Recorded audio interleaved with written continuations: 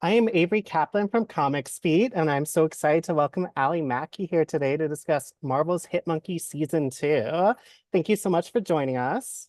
I love your background. Thank you. I want It that. was a hard choice between monkey pictures. Yes.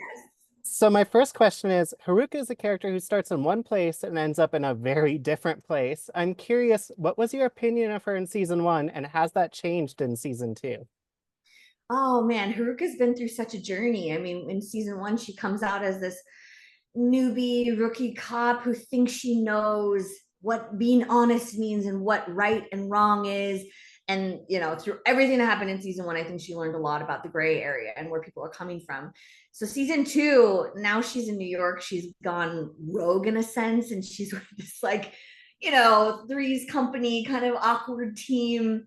And I think it just even tests her even more of what justice is and what is that line between good and evil and what is she really fighting for. And this season, there's a brand new element to her character, which tests that even more. So I would say temptation is a really big theme for her this season of being tempted by forces, whether they're good or evil, or somewhere in the middle. I'm curious, do you have any thoughts on Haruka's relationship with Monkey in particular? Oh, I love the relationship they have. I think I mean, personally, I love the character of Monkey so much. I think he touched me so much, even though, he's not really saying anything. The expressions that he makes are so touching. And I think Haruka is really drawn to him and really learned a lot about him in season one. And, she is determined to clear his name at the end of season one. And she does not go back on her promises. I mean, she's someone who is very dedicated to what she believes in, so much that even though she tried to fight to kind of clear his name all through Tokyo, and in the first episode of season two, you kind of hear what happens right after that.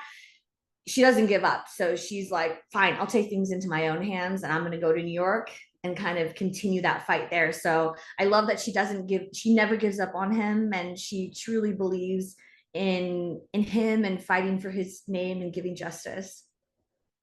I have a practical question about recording. Do you Yeah, already have Fred's performance as Monkey to react to, or are you just reacting to the script? just reacting to the script. I think what's so fun is our amazing director, Neil Holman, is there for every session, as well as Will and Josh. And Neil plays every character. He always has, and he commits 100% to really create this world as much as he can. And that's also what I love about voiceover is even though you can't see anything, you're really using your imagination to create these worlds. The first time I heard Fred's voice was really when I saw the kind of almost final cuts of the episode. So I didn't even really know what Hit Monkey was gonna sound like or be doing or what kind of performances were happening. So it was really fun to see it all come together. But yeah, it was very fun to record the show. I have another technical question about recording, which is where practically do you record? Do you record at home or in the studio?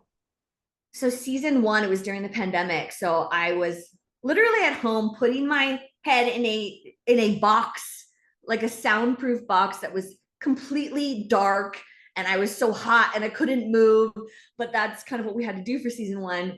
And then season two was fun. I was shooting in Atlanta and New York, so kind of got to take it on the road. And I did a little bit at studios in New York, some in Atlanta, some in LA. But the constant really always is Neil, Will, and Josh, and they're always there. They always show up. That's what I love about them. And my favorite part about recording the show is really kind of working with them because they keep it so loose. Like you really feel like you're in a live action scene because Neil whacked out all the characters, and then they'll be like, oh, try this, or maybe there's not a line here, but she'd have something sarcastic to say here. So let's add this here. And maybe Monkey would react and you would give a little scoff. It's very loose. And I think that's why they're getting these great performances out of, even Monkey. He's just Okay, I just have time for one last question, and I'm curious, can you tell us something to tease Haruka's character arc in season 2 without spoilers? yeah, oh gosh, that's always the hardest part.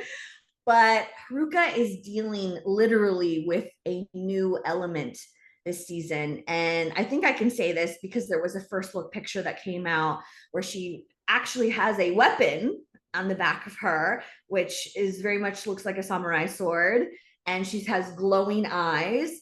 So, there is something to this theme of temptation for her and temptation of morality. And I think that's something that you'll physically be able to see her grappling with a new element to her character. That is perfect. Oh, thank you so much. If you loved Hit Monkey season one like I did, absolutely you need to watch season two on Hulu. Thank you so much for speaking with us today. Thanks, Avery.